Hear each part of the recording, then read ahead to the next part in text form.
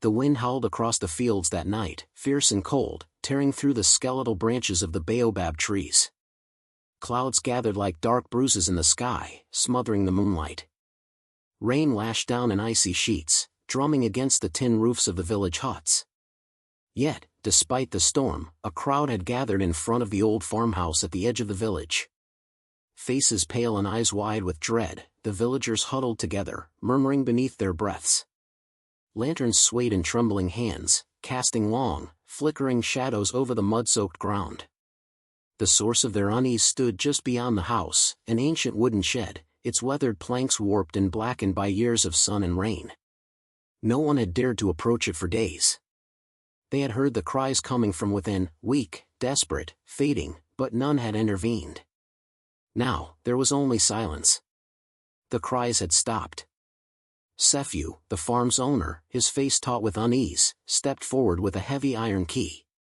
Beside him, his wife Mara clutched a shawl tightly around her shoulders, her eyes darting nervously. With trembling hands, Sephew forced the key into the rusty lock. The old mechanism groaned in protest before yielding with a harsh click. Holding their breath, the villagers watched as Sephew gripped the handle and pulled. The door creaked open, revealing only darkness. A lantern was raised, its light cutting through the gloom, and gasps rippled through the crowd. The shed was empty. No sign of the girl, no broken boards, no disturbed earth. Just emptiness. Whispers spread like wildfire. How could she vanish? Amina was just 15 when the fever swept through her village. It came with the rains, creeping from hut to hut like a phantom. By the time the clouds parted and the sun returned, her world had changed forever. Her mother's gentle laughter, her father's sturdy embrace, both gone, swallowed by sickness. She was left alone, a thin, dark-eyed girl with no family and no home. The village elders, bound by duty, decided her fate. There was only one place for her now, the farmhouse on the outskirts, where her late mother's brother, Sephew, lived with his wife Mara. The elders had spoken kindly, offering words meant to comfort. Your uncle will care for you, child. You will not be alone. But even Amina, with her young heart heavy with grief, had heard the murmurs beneath those words, the warnings left unsaid. For all knew of Mara's cold heart and sharp tongue. And so, with a bundle of worn clothes and her mother's old pendant clutched tight in her palm, Amina was sent to the farmhouse. The days that followed were bleak. The farmhouse, once seen from a distance as a place of sturdy warmth, proved to be anything but. Sephew, though not cruel by nature, was weak-willed and easily swayed by his wife. Mara ruled the household with an iron grip, her voice shrill and her eyes sharp with suspicion. From the moment Amina stepped over the threshold, Mara's gaze settled on her like a vulture's, calculating, resentful. It did not take long for the resentment to turn to open disdain. Amina was made to rise before dawn, her days filled with endless chores. She swept the floors, scrubbed the stone steps, tended to the chickens, fetched water from the distant well. Her thin arms ached, her fingers blistered, but Mara was never satisfied. You do not work hard enough, Mara would sneer, her voice cutting like a blade. What good is a useless girl in this house? Worse still were the taunts. When Kofi, the handsome young hunter, passed by the fields, his gaze would sometimes linger on Amina, not out of pity, but curiosity. She was tall for her age, her skin smooth as polished ebony, her features striking even in grief. The village women whispered of her beauty, and the men, some with longing, others with unease, noticed her growing into womanhood. This only fed Mara's jealousy. She would seize any opportunity to belittle Amina. Do not think yourself special, she would hiss. You are nothing but a burden. No man will want a girl with no family, no dowry. The gossip in the village traveled fast. Behind closed doors, the women whispered, Mara envied the girl. It was plain to see. Her own beauty had faded with the years, her sharp features now lined with bitterness. In Amina, she saw a threat, a shadow of what she had once been. Amina bore the cruelty in silence. Each night, beneath the thin blanket in her cold attic room, she would clutch her mother's pendant and whisper into the darkness, I will endure. I must endure. Her one solace was Mama Jalea. An old woman with silver-threaded braids and knowing eyes, Mama Jalea lived alone at the edge of the village. To many, she was a figure of mystery, a woman of ancient wisdom, feared and respected in equal measure. The children spoke of her in hushed tones, claiming she knew the old ways, that she spoke with spirits and healed with herbs. The elders tolerated her, though they often crossed themselves after leaving her home. But to Amina, Mama Jalea was a rare friend. On market days, when Mara sent her to trade eggs or gather herbs, Amina would steal moments to visit the old woman. In the shadow of Mama Jalea's hut, she found warmth and understanding. "You carry the strength of your mother," Mama Jalea would tell her, pressing a wrinkled hand to her cheek. "And her blood runs deep with old magic, child. Never forget that." Though Amina did not fully understand her words, they comforted her. In Mama Jalea's eyes, she was not just a burden or a servant, she was someone of worth. And so the days turned to weeks, the weeks to months. Amina toiled beneath Mara's harsh gaze, her spirit bruised but unbroken. Yet change, like a storm gathering beyond the horizon, was coming. And when it came, it would sweep away all that was known. One crisp morning, as the first hints of dry season drifted in on the breeze, Amina was sent to the edge of the forest to gather kindling. Mara had awakened her before dawn with sharp words, as usual, thrusting a basket into her hands and demanding she return before midday. The sun was still low in the sky when Amina reached the woodland path, her bare feet pressing into the cool earth. Here among the towering trees, the world felt quieter, the burdens of the farmhouse momentarily forgotten. She moved carefully through the underbrush, gathering fallen branches and twigs. The birds sang above her, and for a fleeting moment, she let herself breathe freely. The forest felt alive, watching, but not in a way that brought fear. There was something familiar in it, something comforting, as if unseen eyes recognized her. She was bent low, reaching for a thick branch, when a voice startled her. "You move silently for someone carrying a basket," came a deep, steady tone. Startled, Amina straightened and turned. There, just a few paces away, stood Kofi, the young hunter, tall and broad-shouldered, a bow slung across his back, a woven quiver at his side. His skin gleamed with sweat from the morning's work, and his dark eyes held an amused spark. "I did not mean to disturb you," Amina said softly, lowering her gaze. "You did not," Kofi replied, stepping closer. "But I see now who gathers the finest wood for the farm. You are not afraid to work alone here?"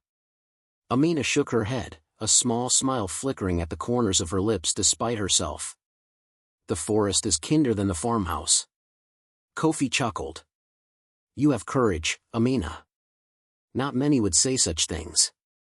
He hesitated, then added more gently, "If ever you need help, you need only ask." With that, he turned and strode back into the forest, leaving Amina standing there, cheeks flushed, heart fluttering strangely in her chest. By the time she returned to the farmhouse, word of the encounter had already reached Mara's ears. The village was small, and tongues wagged fast. One of the women gathering water from the well had seen them speaking beneath the trees, and now the story was making its rounds. Mara's face twisted with fury when she heard. How dare that orphan girl catch Kofi's attention?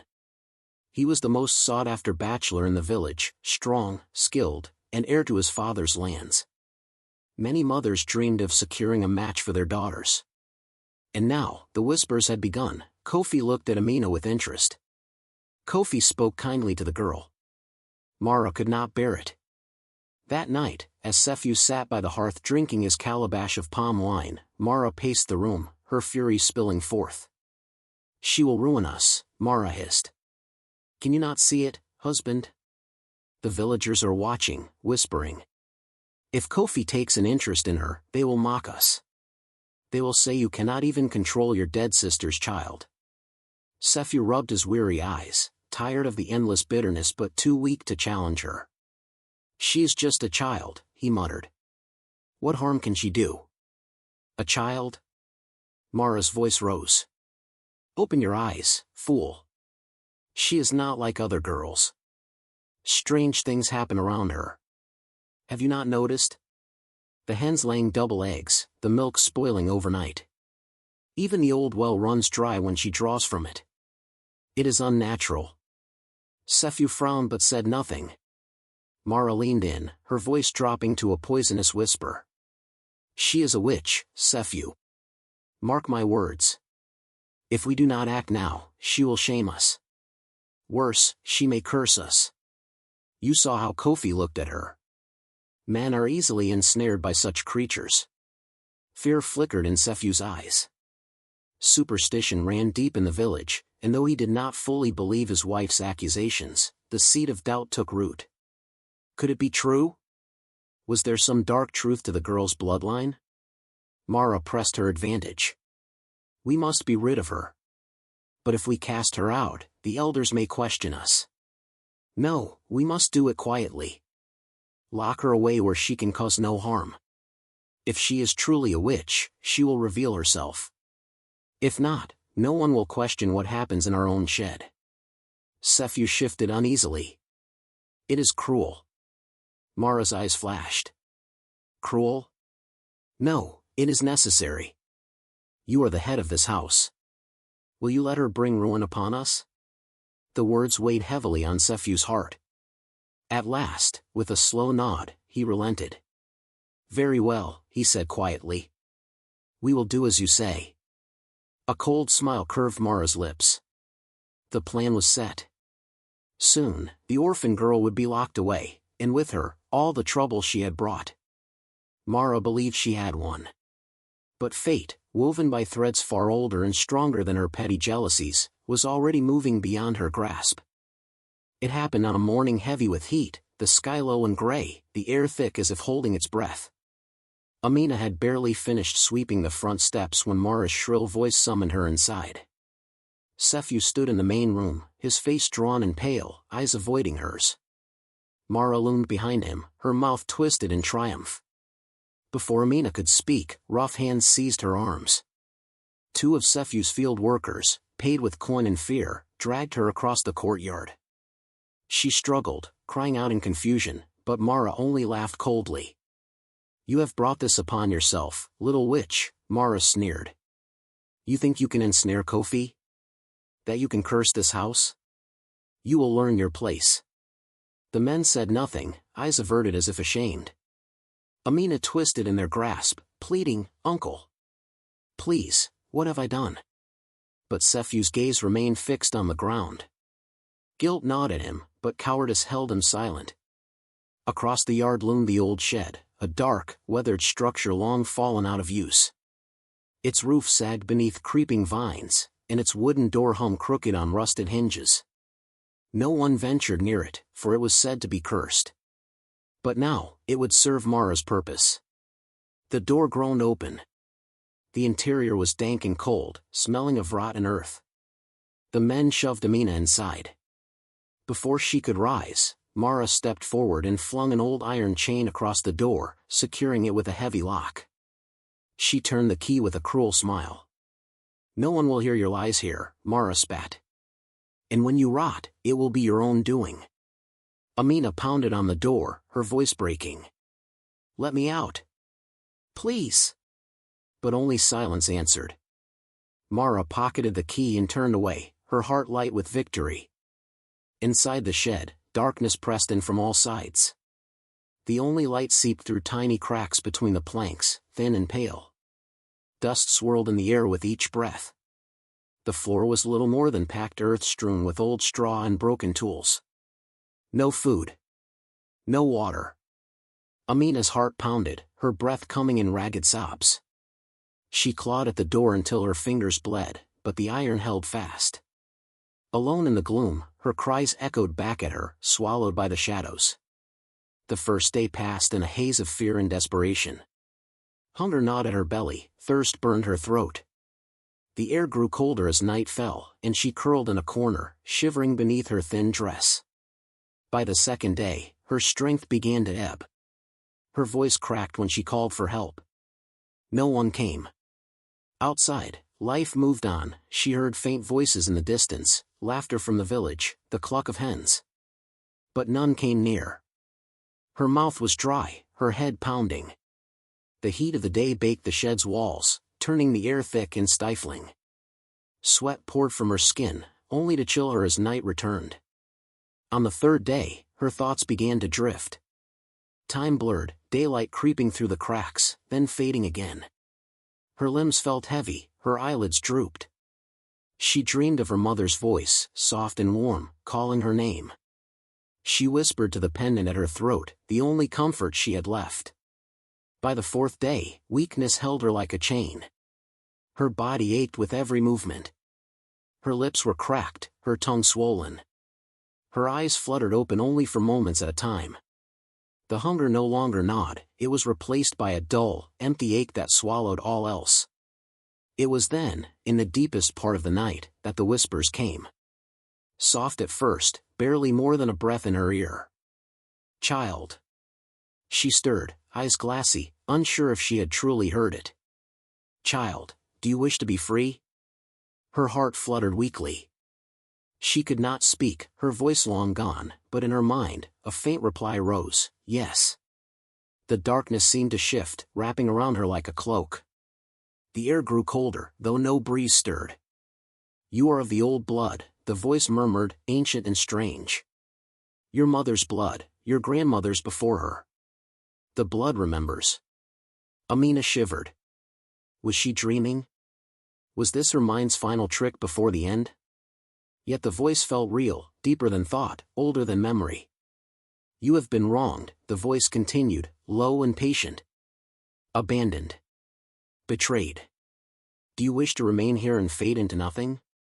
Or will you grasp what is offered?" Amina's breath rasped in her throat. Every part of her body screamed with weakness, but somewhere in her heart, a small ember still burned, faint, but alive. "I want to be free." The shadows seemed to pulse with her answer. The voice deepened. "Then listen, child. Listen well." The voice wove through the darkness like a thread of smoke, curling around Amina's frail body. She lay curled on the earthen floor, her skin pale, her lips cracked and dry. The hunger and thirst had dulled her senses to the edge of unconsciousness, yet this voice, deep, resonant, ancient, cut through the haze of her mind with eerie clarity. "You are near the veil, child," it whispered, each word echoing through the marrow of her bones. "Another dawn will see you undone. Your spirit will fade. Your body will wither. But it does not have to be so." Amina's heart fluttered weakly. The voice sounded neither cruel nor kind, only vast. It seemed older than the stones, older than the trees. Her breath rasped in the silence, the faint sound of fragile tethered life. "You can choose," the voice said, softer now. "You may surrender and let the darkness claim you. Or, you may reach for the old ways. The ways of your blood. Of your mother. Of those who came before her." Amina blinked slowly. A hazy image floated to her mind, Mama Jalea, sitting by her fire, silver hair gleaming, eyes sharp and knowing. Amina could almost hear her words, "Your mother's line was strong, child. There is magic in you still, if you learn to find it." In that moment, a spark flared within her, a thin sliver of resolve. She would not fade. Not here. Not like this. Her fingers trembled as she reached for the thin cord around her neck. The pendant, her mother's, felt warm against her chest. With great effort, she pressed it to her lips, the metal salty with her tears. "Mama Jalea, help me remember." The voice grew stronger, as if hearing her thoughts. "You know the words, child. They lie buried, but they are yours. Speak. Call them forth."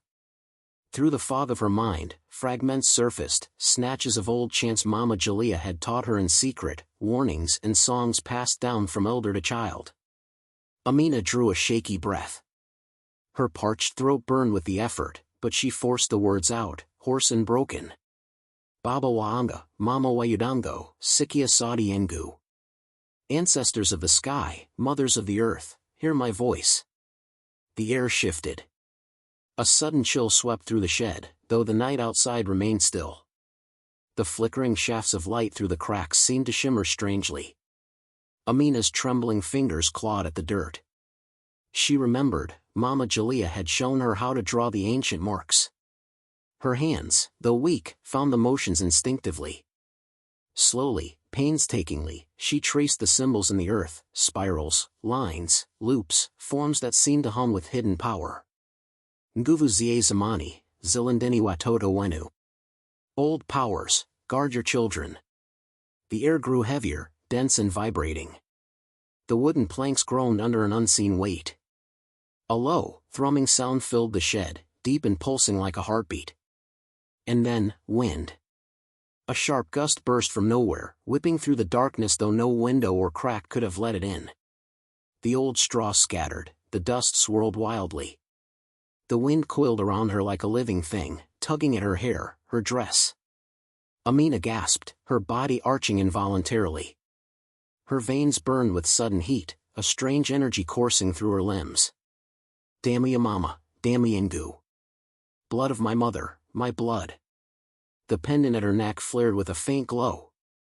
Her skin prickled, the hairs on her arms standing upright. The ground beneath her seemed to pulse with ancient life. Her eyes fluttered open, and in the darkness, they shone faintly. A soft, eerie light gleamed in their depths, the reflection of power long forgotten. The voice spoke once more, now surrounding her completely, as if the very air had become its vessel. You have chosen, child. You are awake now. You are no longer alone. Amina, weak but no longer afraid, whispered into the swirling air. Show me the way. And the wind answered, rising into a keening howl that shook the very walls of the shed. The seventh dawn broke under a sky thick with clouds.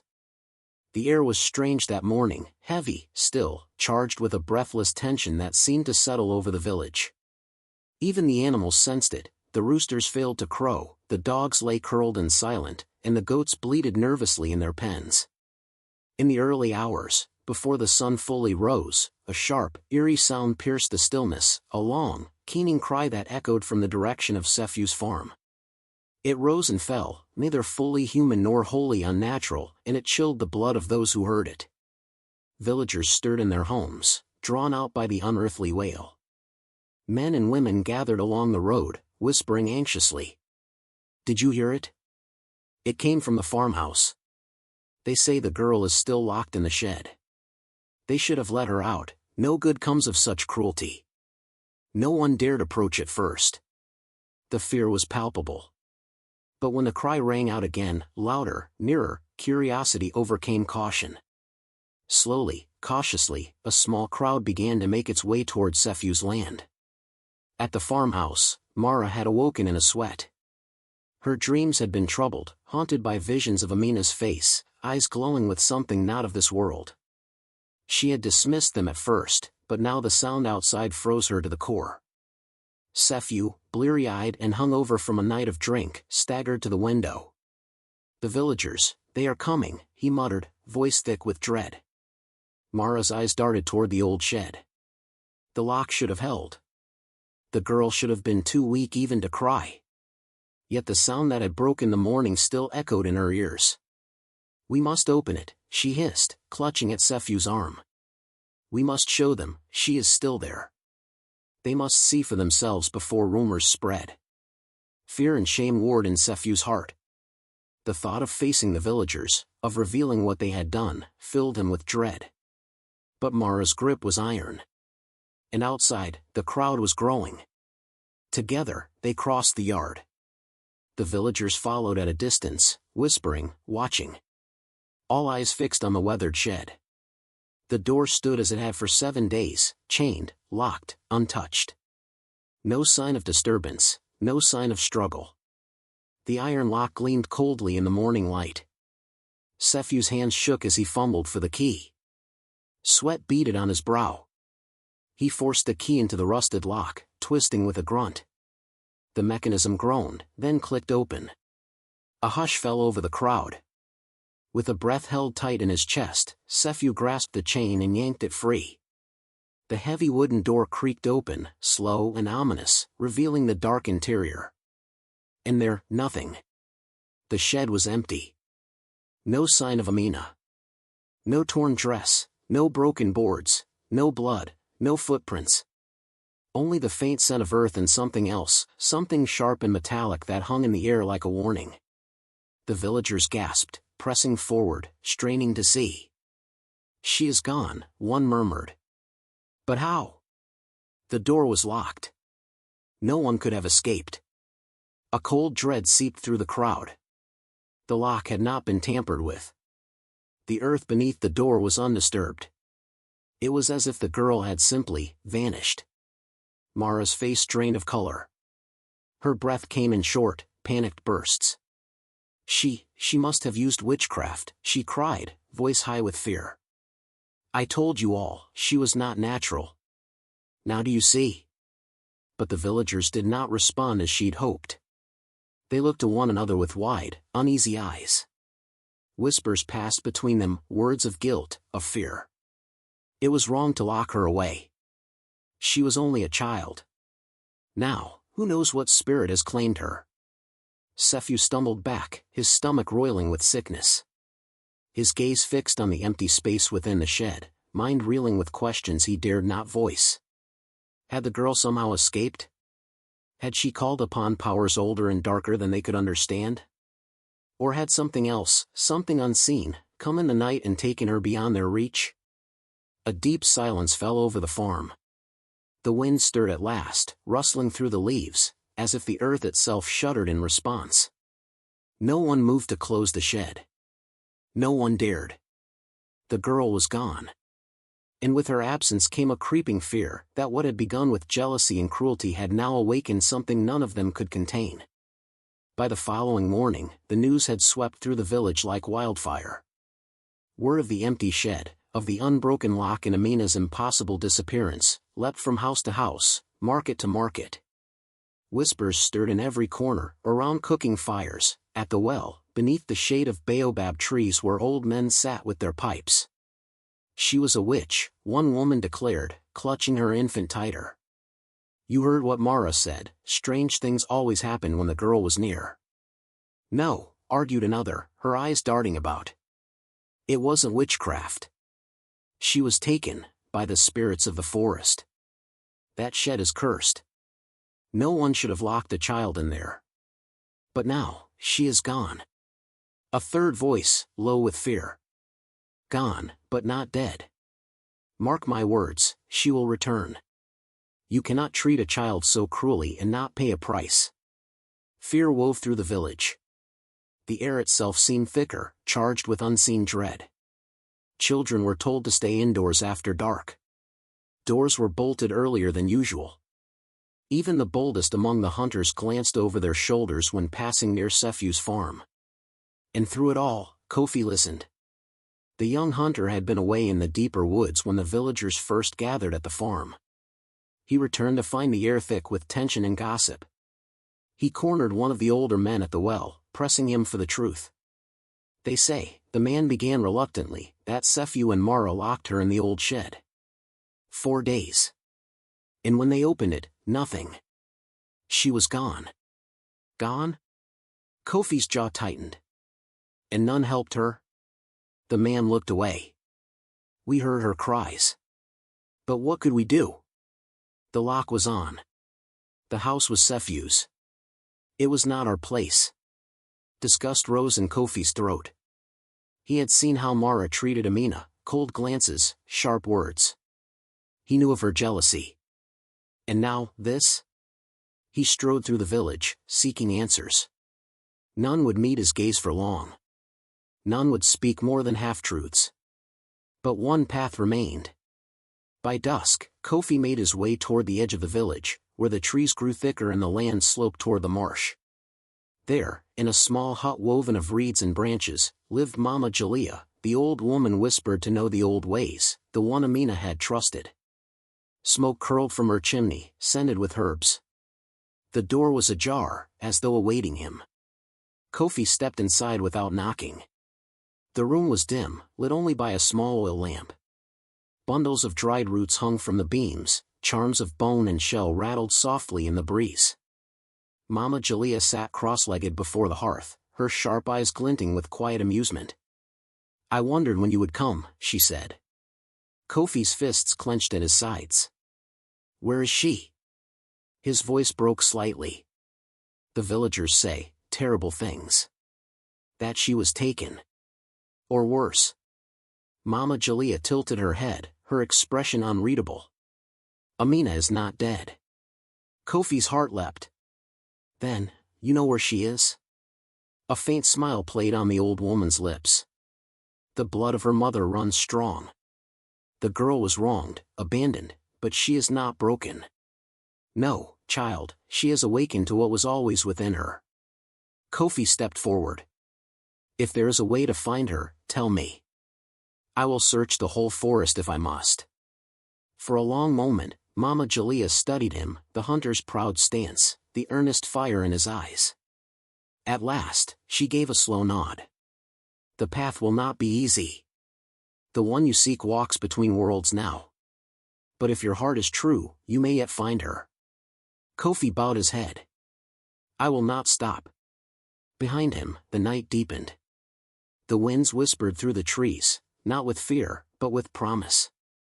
Mama Jalea's smile widened, as if she alone knew what was to come. Mara could no longer sleep. Nights once spent in self-satisfied peace had turned restless, broken by strange sounds and colder dreams. The farmhouse felt wrong now, as if the walls themselves watched her. At first it had been faint, a whisper just at the edge of hearing. On the second night after the shed had been opened, as she stirred beneath her blanket, Mara heard her name carried on the wind. Mara. She'd shot upright, heart racing, sweat dampening her brow. Sephew, lying beside her, had grunted in his sleep, unaware. She had blamed her nerves. A bad dream, nothing more. But the whispers grew. By the fourth night, the voice came again, clearer this time, soft and low as breath in her ear. Why, Mara? She'd leapt from the bed with a strangled cry, clutching her chest. Her eyes darted wildly around the room, but there was no one there. The windows were closed, the door bolted tight. And yet, the voice lingered. Daylight offered no comfort. Objects began to shift when no one was looking. A wooden bowl toppled from the table with a loud crash, though the air had been still. A pot slid from its hook to shatter on the floor, shards scattering across the stone. When Mara swept the hearth, faint marks appeared in the ash, symbols she could not understand but that chilled her to her core. Sephew grew irritable and withdrawn. At first, he ignored her frightened mutterings, dismissing them as guilt or fancy. But soon, even he could not deny the change. The farmhouse, once ordinary, now hummed with unseen presence. Doors creaked open on their own. Footsteps sounded in empty rooms. The fire guttered low no matter how much wood was fed to it. One evening, as Sephew returned from the market, he caught the village women huddled together, their eyes shifting away as he passed. None greeted him. Some turned their backs outright. By the next day, even the men avoided him at the well. When he approached, conversations fell silent. No one offered him a place to sit or a word of comfort. It dawned on him then, they blamed him. Him and Mara both. In the dim light of their home, Sephew confronted his wife.